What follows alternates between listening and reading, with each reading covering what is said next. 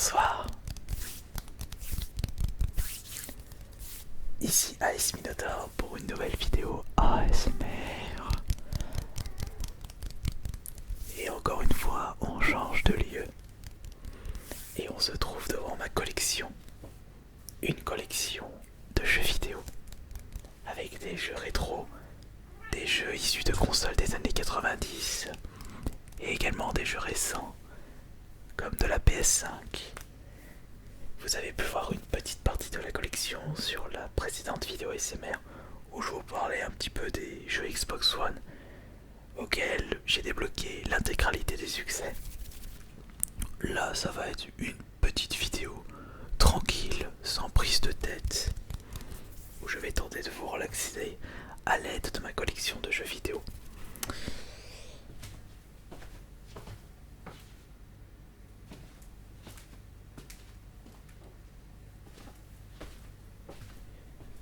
Pour ceux qui souhaitent le savoir, je possède un total de 2000 jeux. Et en ce qui concerne les consoles, je ne sais même pas combien j'en possède. Évidemment, en ce qui concerne les consoles, certaines consoles je les possède en plusieurs exemplaires, mais sous différents coloris et via des packs collector, surtout pour les Nintendo Switch. C'est vrai que de ce côté-là, il faudrait que je me calme un petit peu. Parce que dans ma collection, je possède 6 Nintendo Switch. Surtout des éditions collector. Surtout des éditions collector. Mais si nous regardons en détail toute ma collection, vous vous demandez quelle est ma console de jeux vidéo préférée et également quel est mon jeu vidéo préféré. Vous allez voir que ce n'est pas du tout un choix anodin. Il s'agit d'un jeu sorti en 2003, en octobre 2003, sur la Nintendo GameCube. Et c'était mon cadeau de Noël 2003.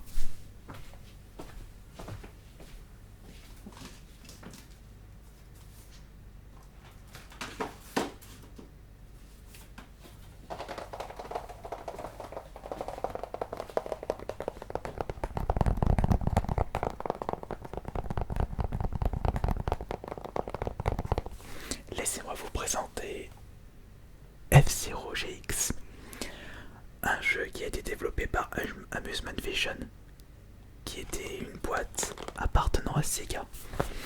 Et ils avaient fait le dernier F-Zero à ce jour sur console de salon. Un jeu de course futuriste, très très arcade. Vraiment exceptionnel ce jeu. Mais qu'en est-il de mes 9 autres jeux préférés concernant le top 10 de mes jeux préférés? Alors, il faut juste que je regarde si je les ai pas rangés dans mes vitrines à thème, puisque ce que vous ne voyez pas à l'écran, c'est que concernant ma collection, ça va jusque là-bas. Mais il y en a également dans le meuble juste à côté, celui que vous avez pu voir dans la vidéo devant mon PC. Mais il y a également 3 vitrines avec un bon grand nombre de boîtes de consoles. Peut-être que je pourrais vous proposer une vidéo où je me mets devant mes vitrines. ASMR devant ma collection part 2. Ça peut être bien. Mais essayons en attendant de trouver les autres jeux faisant partie de mon top 10 de mes jeux préférés.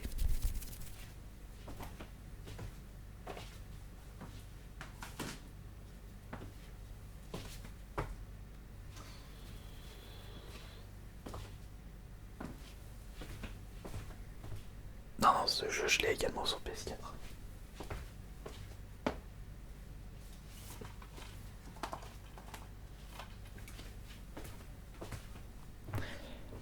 Dans mon top 10 se trouve un survival horror hyper populaire qui de base était sorti sur la PS1, Mais personnellement, je vais sélectionner le remake sorti sur PS4 et sur Xbox One, mais avec la bande son de l'époque. Resident Evil 2 Remake. Sorti 20 ans après l'opus PS1, c'est tout simplement l'un des meilleurs jeux de la PS4 et de la Xbox One. Je le mets dans mon... En y repensant, je vais le mettre quand même en deuxième position. Juste avant ce jeu, c'était Fortnite, mon jeu PS4 Xbox One préféré. Après celui-ci est sorti.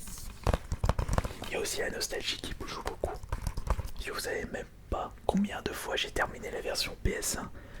Et surtout, la meilleure musique de Resident Evil 2. Les musiques sont un point très très important dans les jeux vidéo. C'est la bande son du laboratoire clandestin. C'est pour cela que j'ai vraiment été charmé par le 2 remake avec la musique de l'époque. Vu comment ils ont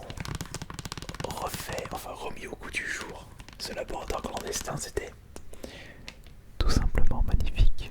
C'était tout simplement gigantesque. Exceptionnel. Mais alors, quel est le jeu PS4 Xbox One qui dépasse Resident Evil 2? Et bien là, vous allez constater que c'est encore une fois la nostalgie qui parle.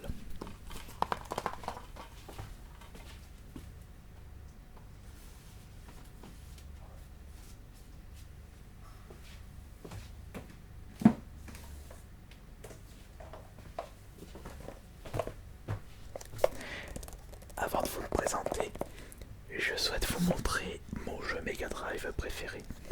D'ailleurs, je ne sais jamais quand est-ce qu'il était sorti. En 91. D'accord, il était sorti en 91. La ville est sous le contrôle d'un syndicat de crime organisé. 3 jeunes policiers ont quitté les forces de police métropolitaine sur avec l'organisation par leurs propres moyens. Alors, il s'agit en fait d'un beat'em up qui a marqué les esprits, encore une fois, grâce à son ambiance, tape dedans contre les punks. Mais ce qui m'a surtout marqué, c'est la bande son gigantesque, extraordinaire. Street of Rage 1. Si ça ne vous fait pas rappeler des souvenirs. Ah oui, c'est vrai que mon Street of Rage, c'est pas vraiment le bon dedans. Puisque dedans, il s'agit en fait d'une compilation avec le premier Street of Rage. J'étais tout petit quand je jouais à ce jeu. Et j'avais pas de Mega Drive, donc je jouais soit chez ma tante, soit chez des copains.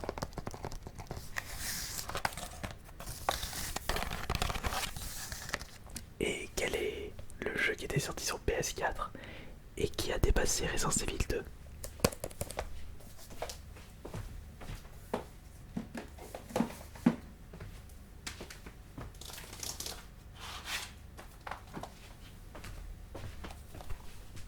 C'est Street of Rage 4. Ici se trouve la version Limited Run.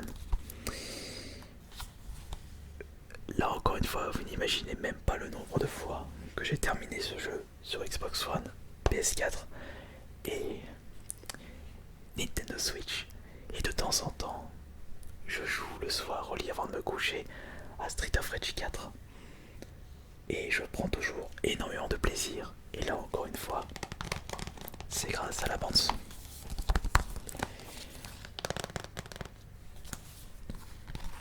Le compositeur original a pu faire quelques musiques pour ce 4e opus, mais c'est surtout Olivier de Rivière qui a fait la majorité des bandes son et il a pu faire quelque chose d'exceptionnel. Un Mozart du jeu vidéo. Et les musiques, c'est très important encore une fois.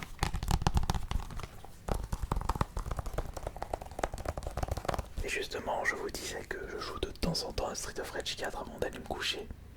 Mais là actuellement, quel est le jeu Switch auquel je passe le plus de temps? Il s'agit d'un petit coup de cœur pour un jeu indé qui rend hommage à une précédente série auquel j'ai passé des moments exceptionnels. J'ai été d'ailleurs très très déçu que Nintendo a mis de côté cette série. Mais heureusement, une boîte indépendante a fait une suite spirituelle de ce jeu.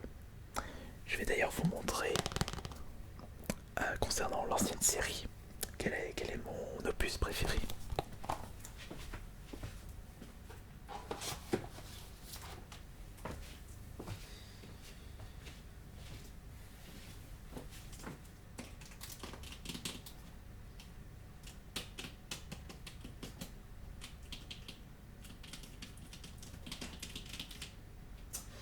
Où est-ce qu'il est? Je l'ai mis où? Parce que je l'ai mis. Voilà.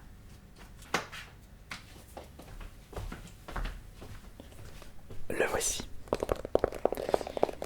Nintendo avait sorti pour la Famicom, la NES japonaise, une série de jeux de stratégie, un jeu de guerre où votre but est de détruire les ennemis, enfin l'adversaire.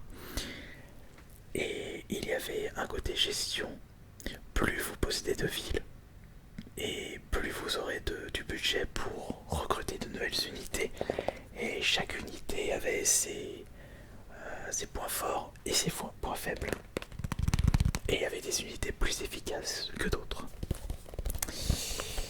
J'avais pu découvrir la série Advance Wars avec le premier sorti en France, Advance Wars, sur la Game Boy Advance. On va dire que la série s'appelle Nintendo Wars avec le premier Famicom Wars. Et ils avaient sorti sur DS le premier de la série Advance Wars Dual Strike.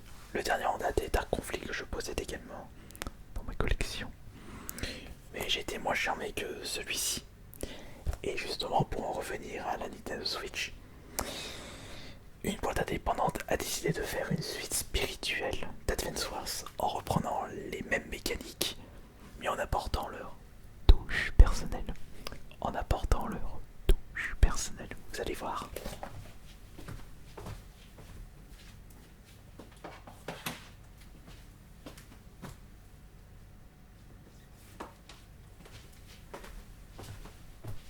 Et comme c'est bizarre, le jeu qui se trouve juste à côté de la suite spirituelle de Nintendo Wars, c'est Street of Rage 4. Tellement je l'ai squatté. Et le jeu c'est Admirer Wargroove. Vous voulez savoir ce qui est marrant? C'est que j'ai été au courant il y a fort longtemps d'une suite spirituelle d'Advance Wars, mais j'avais laissé de côté ce jeu, enfin il était passé au-dessus de ma mémoire. Et à un moment, lors des soldes de ce début d'année, j'avais pu récupérer pour 10€ Wargroove. Je me suis dit tiens, je me souvenais plus que c'était ça, j'ai juste récupéré parce qu'il était à 10€, il était pas cher.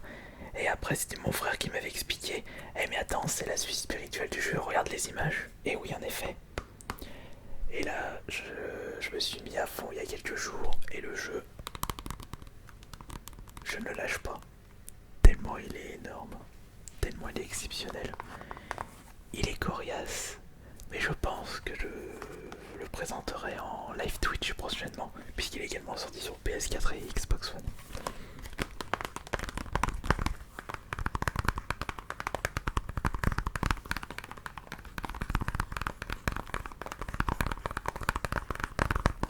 Mais si maintenant on revient sur mon top 10 de mes jeux préférés, voyons voir, qu'est-ce que j'ai pas pu vous montrer encore.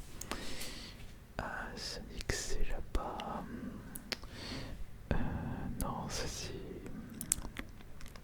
Non, ça ils sont là-bas, non je vais pas pouvoir les montrer. Le WarioWare non plus.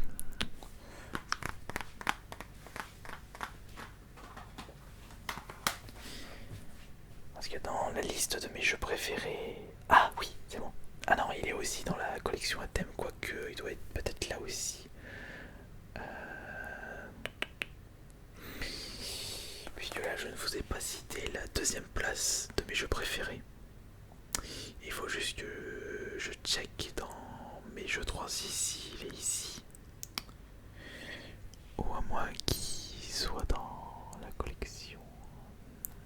Non, je vois pas la version garçon 3.6 de Silent Hill HD Collection. Il doit être là-dedans. Ouais, normalement il doit être là-dedans. Enfin, j'espère. Si, t'es... Non. Oh. Ah si, c'est bon, je l'ai trouvé. Il me semblait bien. Je vais ranger ça.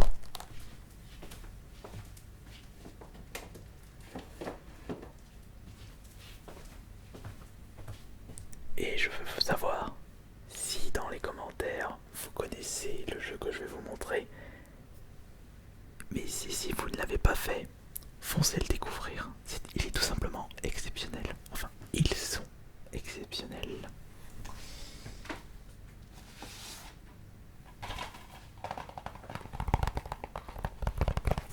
Voici mon deuxième jeu préféré de tous les temps.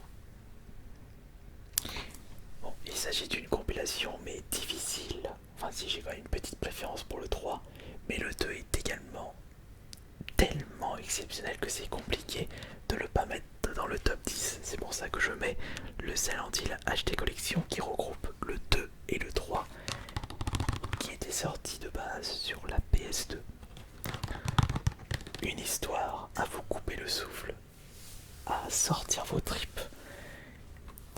Un split tellement exceptionnel que les jeux de maintenant en termes d'histoire, bah c'est pas si top que ça par rapport à Silent Hill.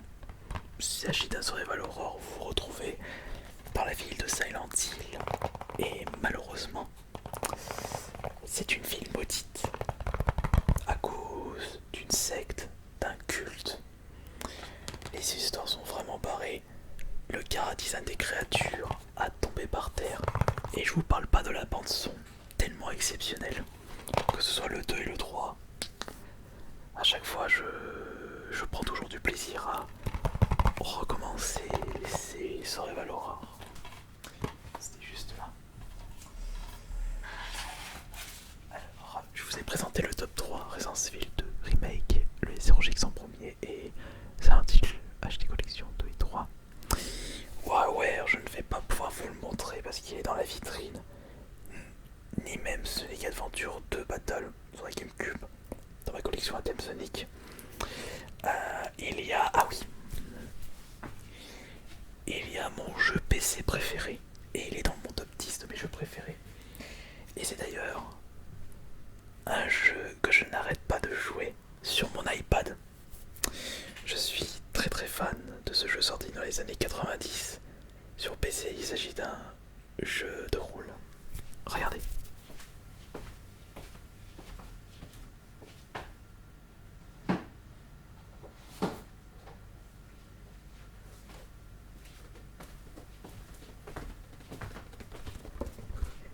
Et je possède la version originale. Heroes of Might and Magic 3. Attends, il était sorti en quelle année? Ils disent pas l'année là-dedans. Si, là ils doivent dire l'année. Là c'est la configuration du jeu. Ah tiens, écoutez. Pour pouvoir faire tourner Heroes Might and Magic 3, il vous faut au moins Windows 95-98, 32 MO de RAM. Maintenant on est à 8 ou 16 Go de RAM. Lecteur de CD-ROM, 150 MO d'espace disponible. Et dire qu'il y a des jeux maintenant, c'est 150 Go. Celui-là c'est 150 MO, c'est pas énorme. Carte compatible. Et ça, jamais je m'en lasserai. Tellement il est sublimissime. Je pourrais jouer pendant des heures, pendant des semaines, toujours, depuis que je suis petit. À l'époque, je ne jouais pas beaucoup enfin je ne pouvais pas jouer énormément à la version PC. J'avais débuté avec le 2 et le 3, ils avaient pris les bases du 2, ils ont amélioré ceci. Et je voulais absolument jouer en mode portable, console portable, et ils avaient sorti Heroes 1 sur la Game Boy Color que je possède également dans ma collection. Mais maintenant lancé Heroes 3 sur l'iPad. Et j'ai eu du coup parce que la version HD n'est plus disponible sur le Apple Store. D'ailleurs, en parlant de ça, j'aimerais conclure cette vidéo en vous montrant quelque chose. Ce n'est pas celui-ci que je mets dans mon top 10, mais c'en est un autre.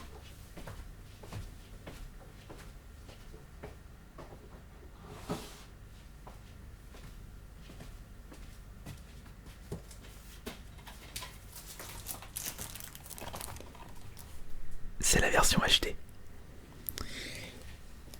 Et c'était Dotemu via Ubisoft qui a pu faire cette version HD. Ubisoft avait racheté la licence. C'était 3DO qui possédait justement la licence Heroes Might and Magic. Et ils avaient remis au goût du jour en HD le troisième. Et là, sur iPad, il est exceptionnel. Le petit problème, c'est qu'il n'y a pas les DLC. Et j'aurais bien aimé découvrir les DLC que je n'ai jamais pu faire à l'époque. Mais c'est pas grave. Le proposer sur iPad et en HD, c'est déjà super cool.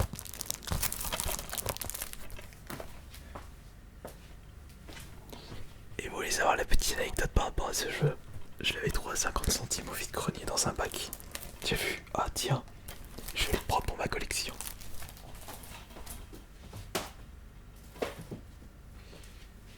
Ainsi s'achève cette première vidéo ASMR devant ma collection et j'espère que cela vous aura bien relaxé et vous aura bien diverti. Alors j'espère que je n'ai pas été trop brusque avec les micros parce que comme je n'ai pas de retour, j'ai pas de casque, je ne sais pas si le retour sera très très bien. Très très bien. Mais après tout c'est pas grave. Faut toujours tout tenter dans la vie. Allez, je vous remercie beaucoup pour les pouces bleus, pour les abonnements et pour les commentaires. C'était AS Minotaur. Bonne nuit à tous.